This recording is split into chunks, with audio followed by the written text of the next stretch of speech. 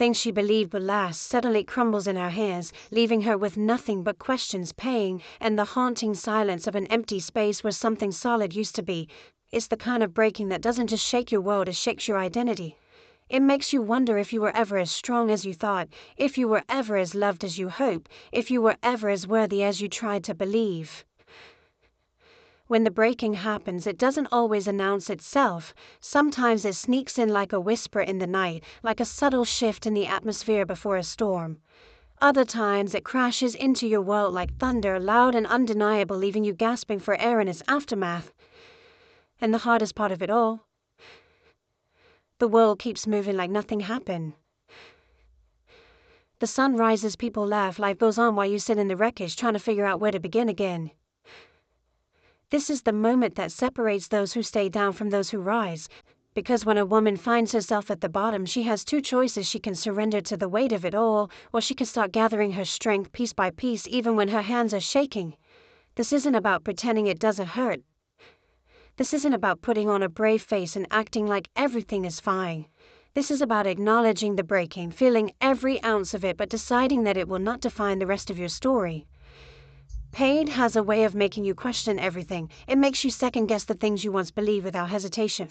It makes you wonder if you should have seen it coming, if you could have done something differently, if you were somehow the reason for your own downfall.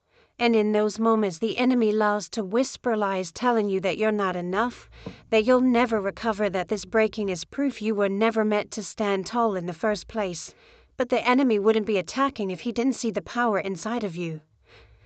The breaking point is not a sign of weakness.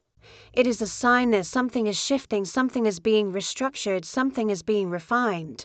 There are things in you that you never would have seen, never would have tapped into, if life had remained comfortable.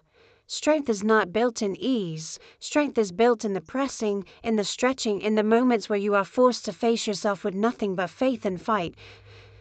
A woman who has never been broken will never know what it means to rebuild, so will never understand the depth of her own resilience, the power of her own voice, the magnitude of her own spirit. But a woman who has been shattered, who has walked through the fire, who has felt the weight of rock bottom, she knows something different. She knows what it means to rise with nothing but determination. She knows how to stand on ground that once felt like quicksand. She knows how to look at her scars not as reminders of pain, but as proof that she made it through. You don't get to choose the breaking, but you do get to choose what you do with it. You can let it make you bitter, or you can let it make you better. You can let it keep you stuck, or you can let it push you forward. The power is in your hands, even when it doesn't feel like it, even when you feel like you have nothing left, even when you feel like the fight is too much. There is still something inside of you that refuses to quit. The breaking point is the place where the old version of you dies and the woman you were always meant to be begins to emerge. It is the place where illusions fall away, where everything that was built on shaky foundations is torn down, where you are left with nothing but the truth of who you are and what you are made of. And that truth, it is stronger than you ever imagined. It is bolder than you ever realized. It is capable of rebuilding, of rising, of walking forward with power and grace. No one can avoid the breaking. It comes for all of us in different ways, at different times, through different circumstances. But the women who rise from it, the women who refuse to let it destroy them, the women who take those broken pieces and turn them into something greater, those are the women who change the world. Those are the women who don't just survive but thrive. Those are the women who look back, not with regret but with gratitude for the process that shaped them. It won't feel good when it happens. It won't make sense in the moment. You will wonder why it had to be you, why it had to happen this way, why the pain had to be so deep. But pain has a purpose. The breaking has a purpose. And when you come out on the other side, when you begin to see the strength that was being built inside of you all along, you will understand why you had to walk through it. You will understand that every tear watered the ground for your growth. You will understand that every setback was setting you up for something greater. You will understand that the breaking was never meant to destroy you, it was meant to transform you. There is a version of you waiting on the other side of this season. A version of you who is stronger, wiser, more powerful than you ever thought possible. A version of you who looks back at the breaking not with fear but with confidence, because she knows that she survived. She knows that she rebuilt. She knows that she walked through fire and came out gold. And when that day comes, you won't recognize the woman you used to be. You won't recognize the doubts that once held you back. You won't recognize the fear that once kept you small because the breaking didn't break you, it built you. Rebuilding after the breaking is not just about putting the pieces back together the way they were before. It is about recognizing that some pieces were never meant to be a part of you in the first place.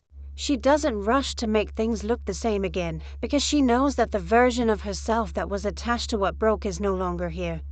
She is building for where she is going, not where she has been. Too many times we try to restore what God was trying to remove. We try to cling to the comfort of familiarity even when it no longer serves us. We try to rebuild with the same people, the same mindsets, the same habits that led us to the break-in in the first place. But when you are being rebuilt, you cannot afford to carry old weight into a new foundation. You cannot use broken bricks to construct the sturdy future. You cannot build with materials that are not strong enough to withstand the next storm. Rebuilding requires discernment.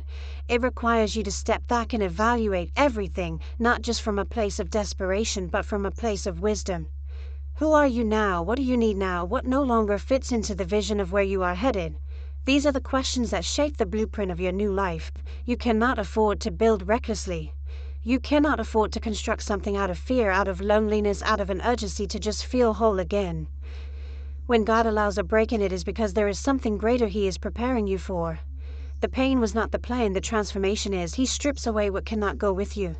He removes the things that were comfortable but not purposeful. He forces you to confront what you have been avoiding, to release what you have been holding on to for too long. And in that space, in that moment of rebuilding, you have to make a choice. Will you fight to restore what was, or will you trust the process of becoming something new? It is easy to get caught up in the idea of restoration, thinking that the goal is to get back to how things were before. But when God is in the rebuilding, the goal is never to go back. The goal is to move forward with strength, with wisdom, with the foundation that cannot be shaken. You cannot rebuild with the same mindset that led you to destruction. You cannot construct something new while still holding on to the weight of what is gone. The first step in rebuilding with God's blueprint is surrender. It is letting go of your plan, your expectations, your idea of what things should look like.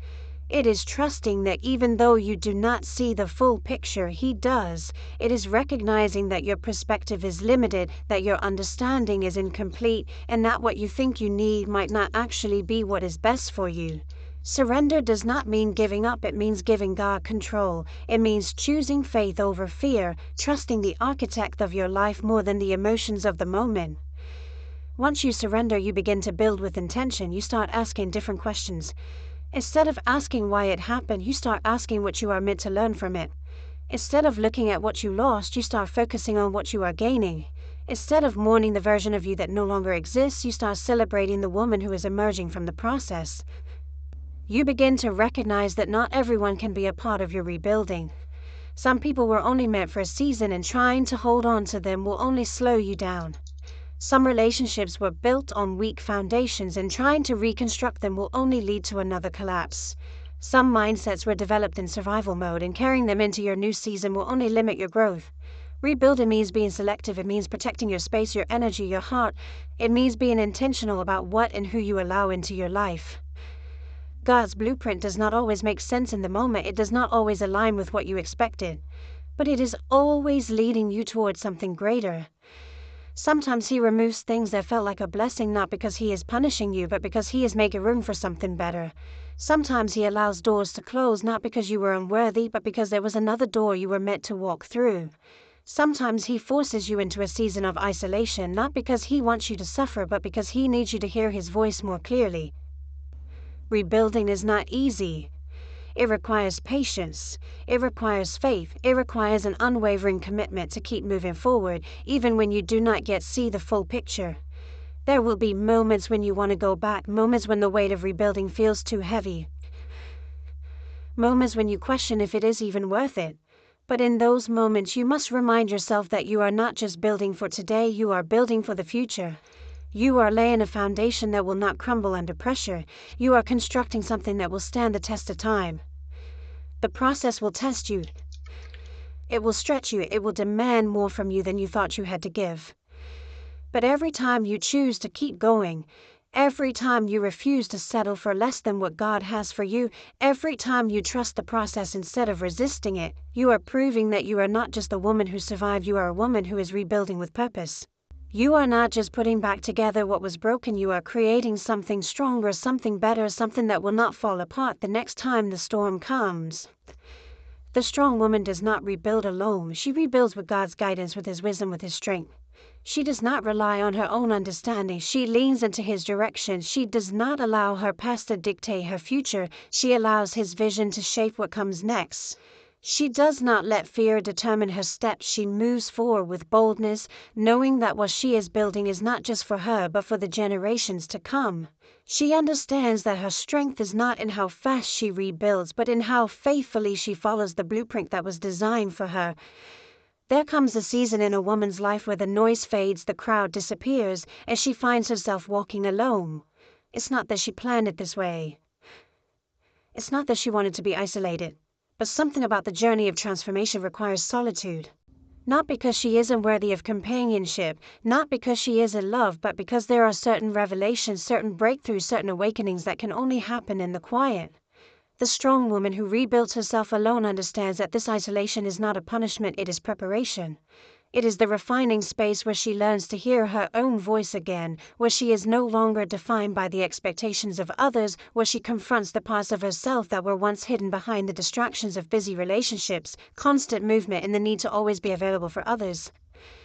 When a woman enters the season, it can feel unnatural at first. She has spent so much of her life pouring into people, being the one they turn to, being the one who always shows up.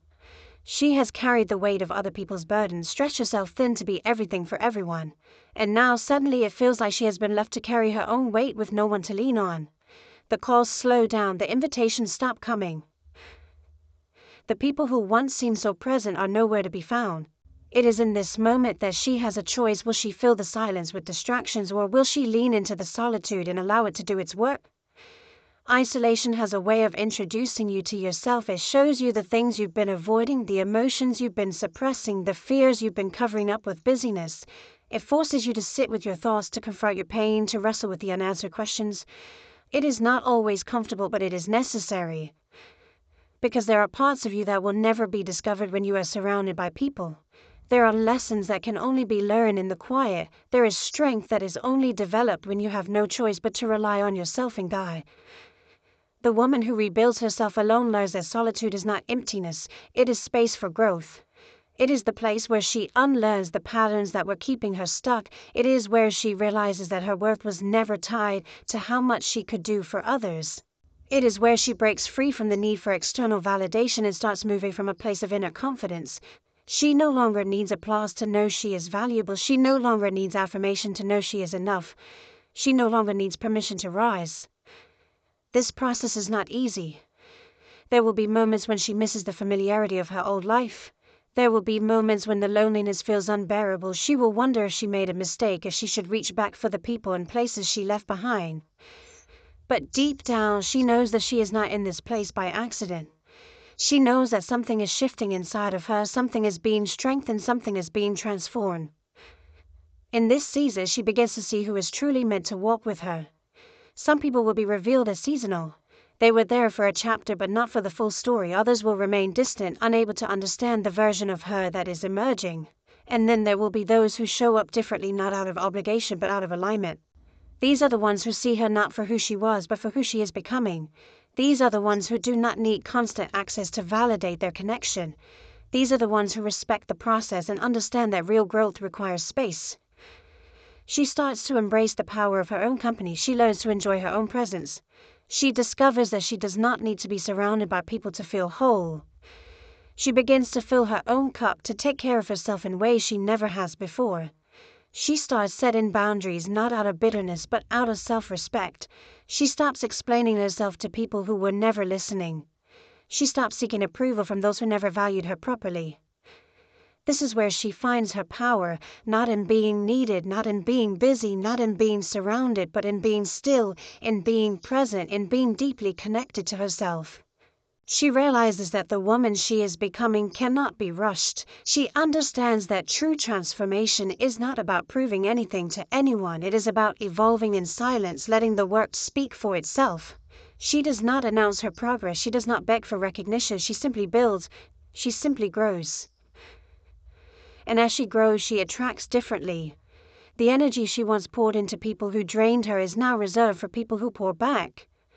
The spaces she once tolerated are no longer aligned with her spirit. She no longer fits into the mold she once tried so hard to squeeze into.